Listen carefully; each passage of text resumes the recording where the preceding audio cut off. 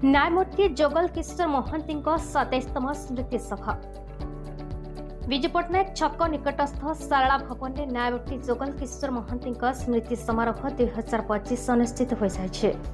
न्यायमूर्ति जोगल महांती इहलीला स्मरण कर चाहू चाहू 27 वर्ष अतिवाहित होते सुधा तांकर स्मृति को उज्जीवित रखा सह जनसाधारण तथा युव समाज विशेषकर युव आईनजीवी मानू तांकर महान चिंताधारा बलिष्ठ व्यक्तित्व एवं निस्वार्थपर जनसेवा संपर्क में अवगत कराइबा निमंते संसद पक्षर यह श्रद्धांजलि सभार आयोजन कर कार्यक्रम में सभापतित्व करते वरिष्ठ आईनजीवी श्रीयुक्त जगन्नाथ पट्टनायक, मुख्य अतिथि भाव ओडिशा हाइकोर्टर मानवर विचारपति श्रीयुक्त शशिकांत मिश्र, मुख्य वक्ता भाव विशिष्ट साहित्यिक तथा शिक्षाविद प्रोफेसर डॉक्टर संघमित्रा भंज जोगदे स्मृति पठन करते।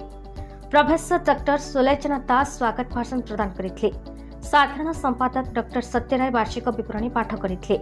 स्मृति संसदर समस्त कर्मकर्ता तथा सदस्य वृंद सज्जन मंडली उपस्थित हुए कार्यक्रम को विशेष भाव सफल करते।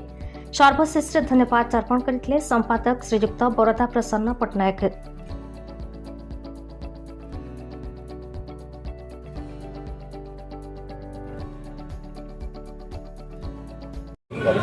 मुझे शशिभूषण दास जस्टिस जुगल महांती स्मृति संसद संगठन संपादक। आज नुहे दीर्घ 27 वर्ष है 1998 मसीह जस्टिस जुगल महांती तिरोधान पर प्रत्येक वर्ष मार्च मास 19 तारिख दिन आमर प्रथम शहीद भवन होता है। शहीद भवन कार्य चलुवर सारला भवन आम प्रत्येक वर्ष यही तिरोधान दिवस में पालन करूँ। पूर्व विभिन्न कार्यक्रम होता है, रक्तदान, स्वास्थ्य शिविर, ड्रॉइंग कंपिटिशन, विभिन्न कार्यक्रम, विभिन्न पुरस्कार था।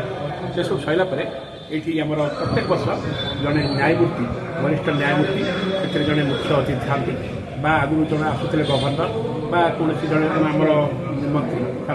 बहुत वर्ष है आम जड़े न्यायमूर्ति और जड़े सुवक्ता।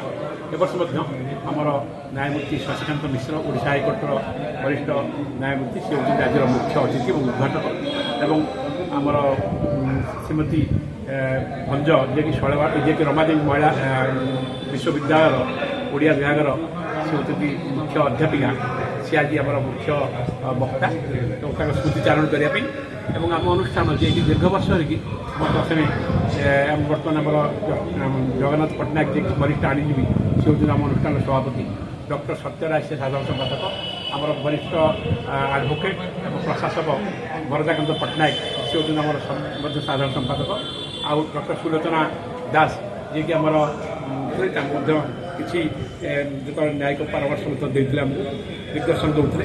आ जुगल से तो अति भद्र अमायिक मनुष्य थे, सी आमको बहुत भल पाते। एशियाड खेल बेले घरे आम समस्त खेल घरे गोटे टीवी आता है, नुआ नुआ आता है, टेलीविजन आता है, से आम समस्त देखू। अधिकांश उपरओली सीट कटे तेणु से समस्त छोट छोट बड़ पर्यटन समस्त स्नेह करती, भल पाती। तेणु आम जी आमको भल पाते से स्मृति आम प्रतिवर्ष ये कार्यक्रम करूँ। कटक दामातेर बेउरांक रिपोर्ट, भारत न्यूज।